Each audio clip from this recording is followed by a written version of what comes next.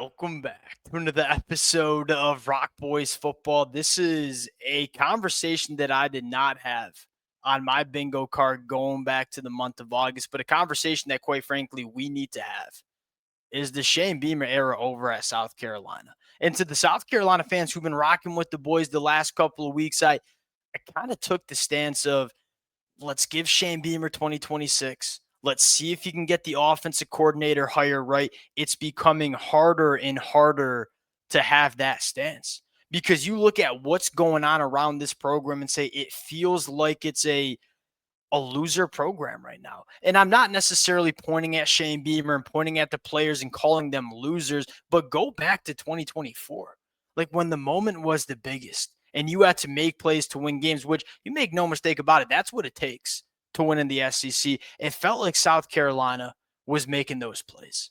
Like you fast forward to where we are in 2025 and say, it feels like when the game's on the line and you got to go make a play to win, it feels like consistently South Carolina is not making those plays. And if you're a South Carolina fan that's coming at it from a standpoint of, hey, you had, let's just call it how it is, like Lenore Sellers has not been very good in 2025, doesn't take away that he is a generational talent. When you have a talent like Lenore Sellers and you put out an offense that we see from South Carolina, that to me, you can make the argument it's a fireable offense.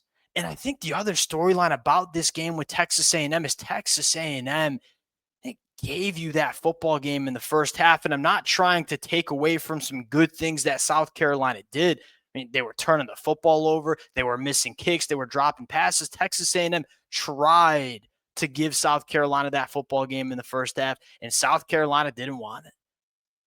It's a problem. And so let's get into the conversation. We're going to open up the conversation of, hey, is the Shane Beamer era over? We got to talk about what are the arguments to keep him around in 2026? What are the arguments to move on? What would it look like if South Carolina decides to move on? But just as importantly, what would it look like if you keep Shane Beamer?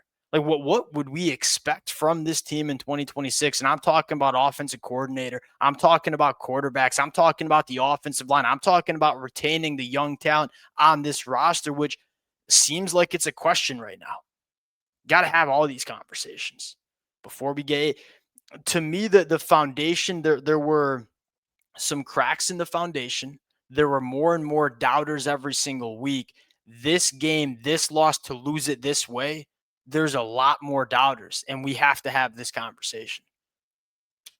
Before we get into it, as always, to the South Carolina fans, number one, can't thank you guys enough, man. It is no secret I was really high on this football team. It is no secret that I was a real big fan of them and having a blast talking about them in the offseason. The amount of support this fan base has shown the boys been absolutely amazing. And it's an open invitation to the South Carolina fans in the comment section. I'm going to try to keep this as tight-knit as possible, but I want to hear from the South Carolina fans. Look, how do we feel about Shane Beamer? Is it time to move on?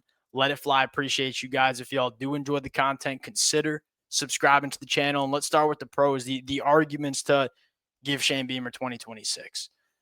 A lot of those arguments are getting washed away right now. That's my biggest concern. I think the pros have to do with looking back at 2024 and say, gave South Carolina a really, really successful 2024 season, generated buzz around this program that felt a little bit different this offseason, which matters. And that's a great argument for Shane Beamer. But outside of that, like outside of just looking back at 2024, the arguments to keep Shane Beamer, they get less and less. And I guess that when you go to the cons, when you go to like, why would you make the argument to move on from Shane Beamer? It would start with a simple question. When South Carolina takes the football field, what coaching staff do you trust most on a week-to-week basis? Do you give South Carolina the coaching edge on Saturdays? How many? I'm not sure if you do. I think is the general argument is, hey, when it's Shane Beamer versus an SEC coach, what coach do you trust more? There's a lot more SEC coaches that I think you trust right now than Shane Beamer. And then you get to evaluating the Shane Beamer tenure and say, one, we know how important it is for Shane Beamer to get coaching hires right. You know, if there's one knock on Shane Beamer, he's a CEO head coach. He is not an offensive whiz kid. He is certainly not a defensive coordinator. You know, there are guys like Lincoln Riley and Coach Sark or Brent Venables who are elite at coaching a certain side of the football. Shane Beamer, he's not that. Now, he's not a dummy. Like, you don't become a coach of an SEC program being a dummy football coach. But is he, I guess the best way to say is he the best X's and O's coach ever? And like, no, that's not his strong suit, which makes it really, really important to hire a quality staff around you. And boy, have we missed. I mean, Mike Shula was a disaster. Lonnie Teasley was a disaster too. This offensive line has not been good for South Carolina over the last couple of years, going back to 2023. I mean, 2023 is the worst in the SEC. There was a little bit of improvement in 2024, although still not that consistent. Lenore Sellers was bailing that unit out, and it is a freaking disaster in 2025. And so you evaluate the coaching hires that Shane Beamer has made and say, hey, I think we crushed it on the defensive side of the football. I think they got really, really good coaching staff on defense. But I look at the offense and say he's missed a lot. And if you're going to be the kind of coach Shane Beamer is, and that is a CEO leadership guy, you got to get these coaching staff hires right. And Shane Beamer's missed more times than he's hit, specifically on offense. I'll say this, like the not capitalizing on a roster that looks like South Carolina's. When you have a quarterback like Lenore Sellers, when you have a player like Nick Harbor, Dylan Stewart, I mean, there's some guys that are going to go really damn high in the NFL draft. And to put out a product that we see on the football field consistently on Saturdays seems not good enough. And then here's the other thing is it's really important in this era to know how to evaluate the portal. You have to hit. When you go out and spend money in the portal, you got to hit, or you have to hit. And South Carolina grabbed 18 guys in the portal. How many of those guys would you consider hits? Brandon Cece is certainly one of them. Justin O is probably one of them. You could maybe consider Gabriel Brown-Ladindi. But the rest of, I mean, the offensive line transfer portal additions were an absolute disaster. There were a lot of other misses to kind of go along with that as well. I guess the flat out, you brought in 18 guys in the portal. You probably want to hit on at least half of them. We're not even close to hitting on half of the portal additions we made in the offseason. You got passive. You had a really, really strong nucleus of young talent. And he said, if you can supplement in the portal the right way, this team has a chance to be really good. And you didn't do enough, and you didn't evaluate the right way.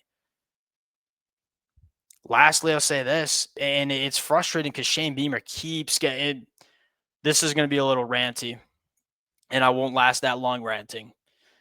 When he keeps going to the press conference and talking about watch us in the fourth quarter, and we're really, really close, you ain't close. Like 3-7, you're 1-7 in SEC play. But why I want to mention that is because Shane Beamer continues to bring up fourth quarter shortcomings. That's, to me, a lot of that's coaching. Go look at Kirby Smart, the best coach in the game. Fourth quarters, that's when his team plays the best because you're making in-game adjustments and you know how to manage games that are tight in the fourth quarter. That when you bring up, like we're falling apart in the fourth quarter, it's the same argument Billy Napier and Hugh Freeze. Like those teams were in it too. They never seem to come out with wins. A lot of that has to do with coaching, right? Making the right adjustments at halftime, coming out and knowing how to manage some of those late games in the fourth quarter. The best coaches win in the fourth quarter. The not so good coaches, they don't win in the fourth quarter. We're consistently not winning in the fourth quarter this year, which is frustrating because you go back to last year and you felt like South Carolina was really damn good in the fourth quarter. What would it look like if you keep them? Is one of the arguments. Well, you have a lot of questions you got to answer. Like, number one, you got to go to the portal in a big time way. You got to figure out your offensive coordinator. You got to figure out what's your quarterback situation going to be going into next year. Look, there are question marks about Lenore Sellers, and rightfully so. There's going to be a lot of programs that are going to be in Lenore Sellers' ear. There's no doubt some frustration with Lenore Sellers because of two different things. Number one, he hasn't played all that good. Now, I think Lenore Sellers would tell you that. But we know he hasn't necessarily gotten the help he needs. That offensive line's been a disaster all year. You couldn't blame Lenore Sellers if he says, hey, if I'm going to stay in college for one more year, I want to go to a program that's going to surround me with guys that give me the best opportunity to be successful. And right now, that's not at South Carolina. Now, And the other question is retaining this roster. Like there's a lot of other young guys that when you go 3-7 and 1-7 in conference play, roster retention's a question mark. Last one. What would it look like if South Carolina moves on? And here's the argument that I don't necessarily agree with, and that is you don't want to be a program that's hiring in this cycle because you got LSU open, you got Florida open, you got Penn State open, you got Auburn open. I disagree with that very strongly. And I understand the argument, but what I disagree with is look, there's so many quality coaches that could win at South Carolina out there. I don't think you're scared about hiring when LSU's hiring, and there's plenty of coaches that can win at South Carolina that currently would take this job. Feel very comfortable saying that. You just got to get the right guy. What would that guy look like? I mean, we'll have that conversation if we have to cross that bridge. It's frustrating, and I get a lot of the South Carolina fans' frustration too. And I'm frustrated because I picked this team to go to the college football playoffs. I guess where I want to round out this episode, and I apologize because it seems a little ranty, is that going into the season, there were a lot of pros and not a ton of cons for Shane Beamer. And as we've gone throughout the season, the reasons to have confidence in Shane Beamer are slowly getting erased from the board and a lot of times getting added to the reasons we doubt Shane Beamer and what he can do at South Carolina. What would I do? The conversation is real now. I didn't think I thought it was like, hey, in 2025, going to be a down year. 3-7.